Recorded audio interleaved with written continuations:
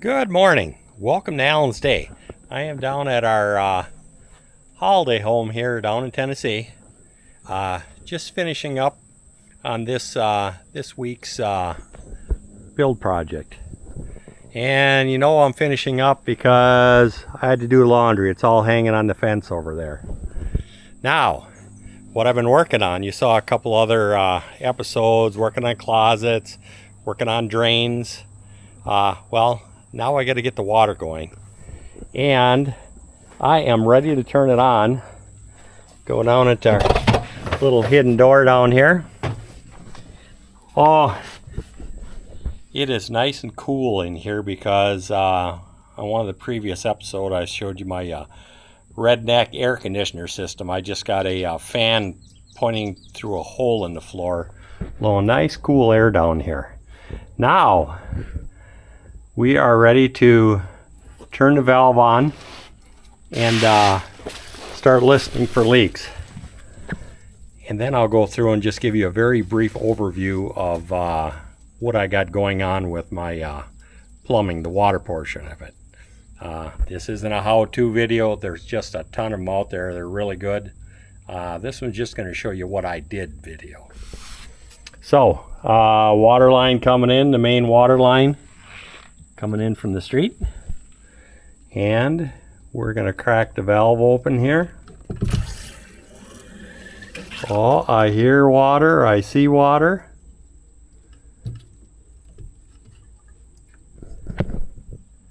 And that's a good sound. I don't hear any leaks or splashing anywhere. So before I get carried away, let's get upstairs and check the important stuff. I'm not leaking upstairs. In the basement I can deal with a few little leaks if there is any, but the upstairs we don't want to get that messy. Oh, we got a little critter trying to get in here. Sorry, critter. So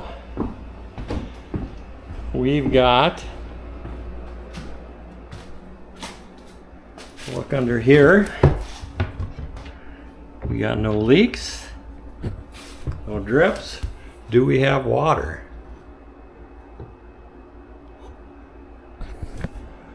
No.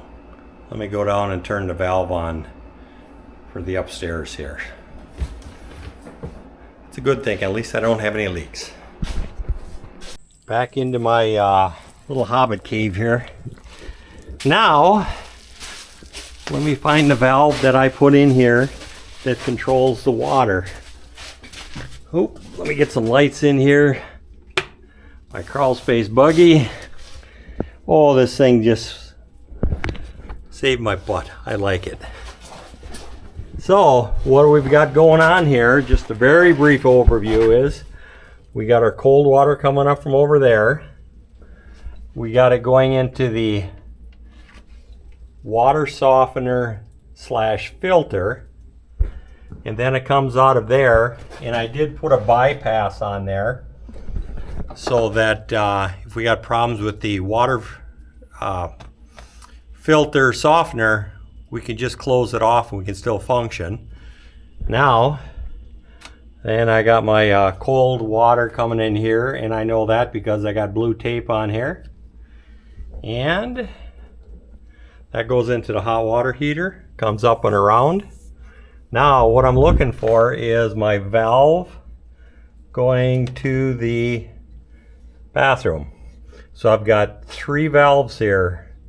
This one is for the main bathroom. This is going to be for the second bathroom, and this one's going to be for the kitchen area. So I have all my shut-off valves in one location here. And I'll get those tagged and marked so that anybody can come down here and shut some valves off if they need to. Let's see. Let's turn this on and hear if we...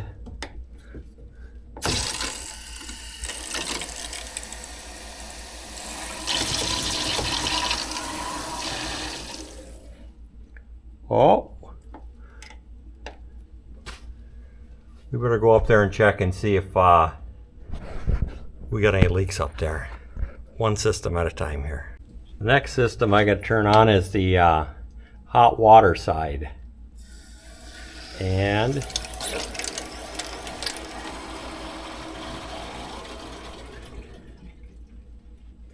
there we go.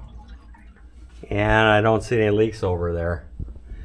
And a little bit about the, well, before I get into the pipe that I use, I better go up there and check and make sure I don't have any leaks under the sink or in the toilet.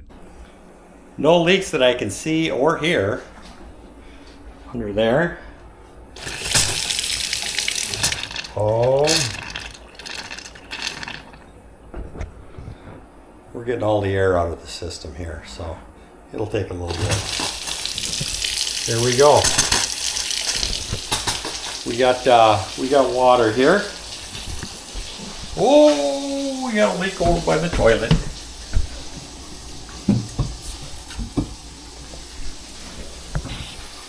We got one leak. Better get some towels.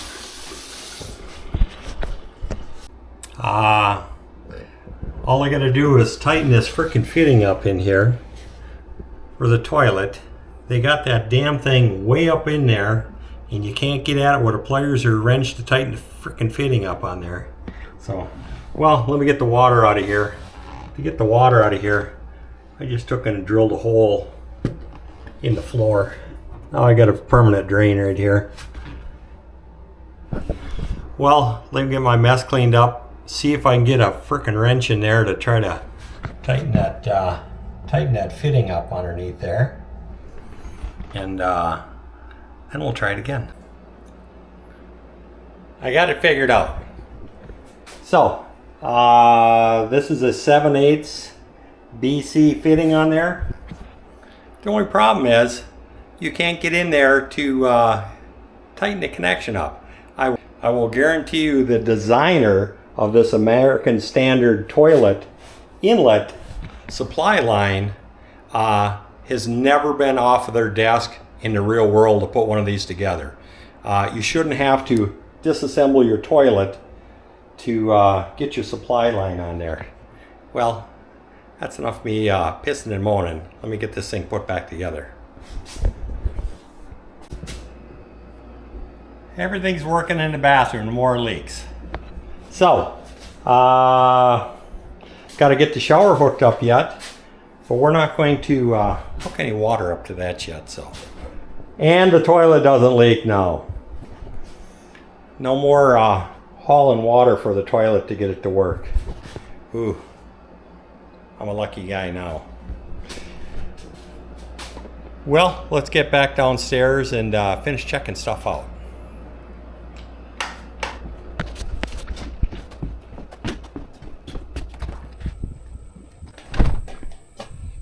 Put a cold water spigot on the outside the house there.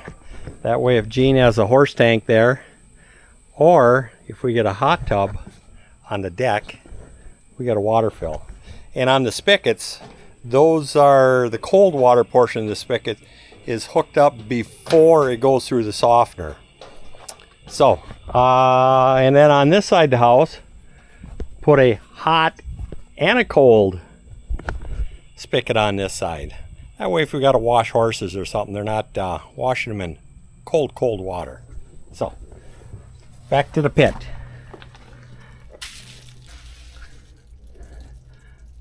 So far I don't hear any leaks down here.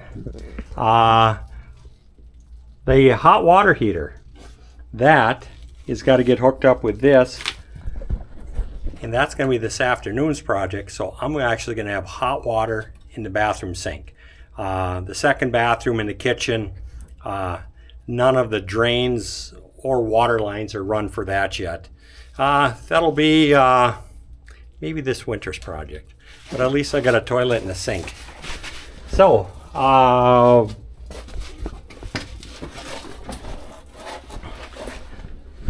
let's get some lights on here.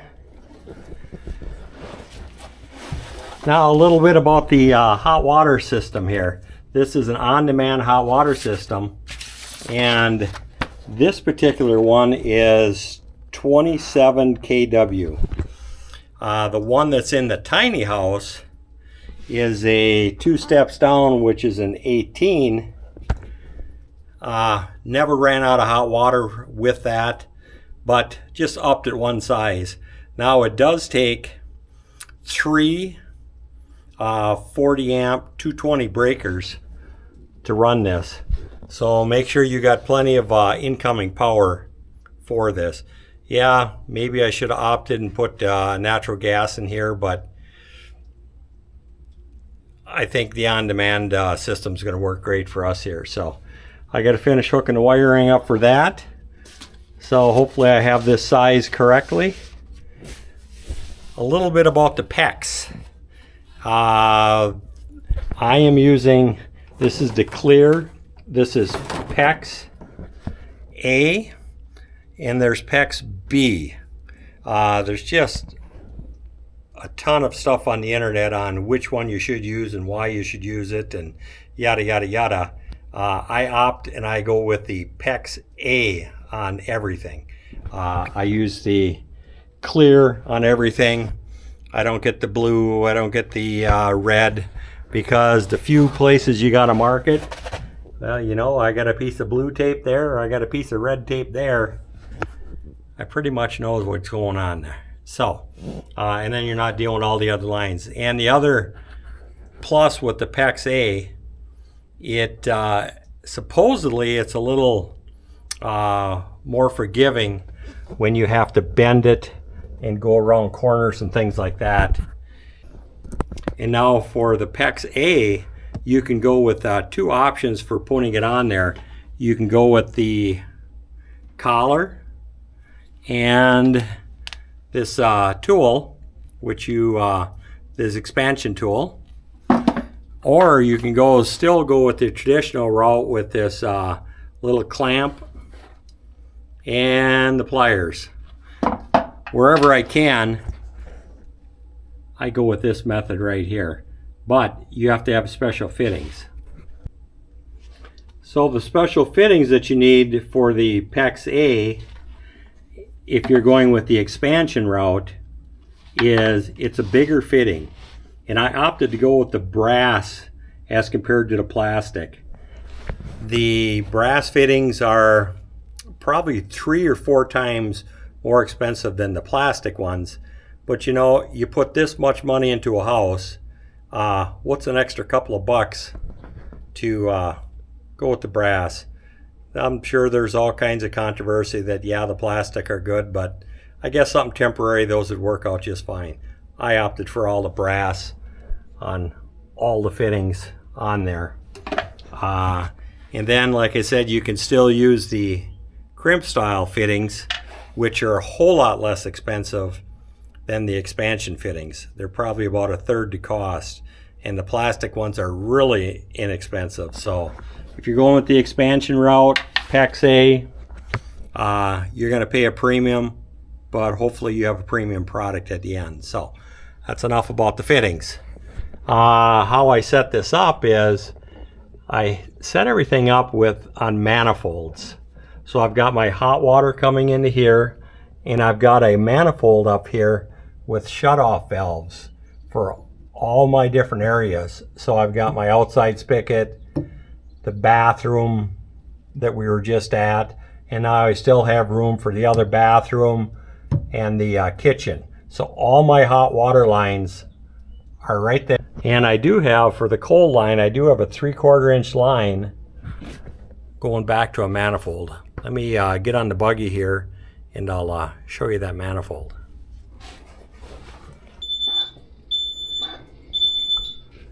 And all my carts with all my plumbing fittings on there. Oh, you got to have that stuff on there. I've only been down here for 1.5 days doing the plumbing, and it's been just so easy laying back on my chair here and dragging my carts with me. So the manifold we're talking about is right there. So here again, keep it simple, keep it clean. I got my 3/4 inch main line coming in here, and I got it branched off right here to all my different locations.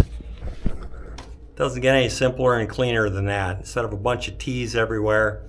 And there again, there's going to be some plumbers out there that may have some concerns about what I did here, but bottom line is big enough lines, plenty of shutoffs. That same philosophy has worked for what, the last 40 years, never had any incidents. So anyways, this is how I did it. Maybe a plumber might have something else to say in here. One other thing that I've got to get on here and I'm going to probably overdo it with them, is put on the hammer arresters so that when you shut the valve off, you don't hear that knock, and also it'd be a little easier on the pipes, I guess. So anyways, that's the manifold. Let's get back over to the other part over there.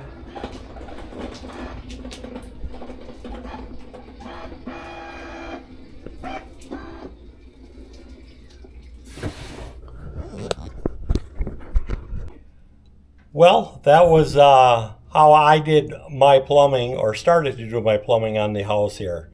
So, we will talk to you guys next time on the next trip down here.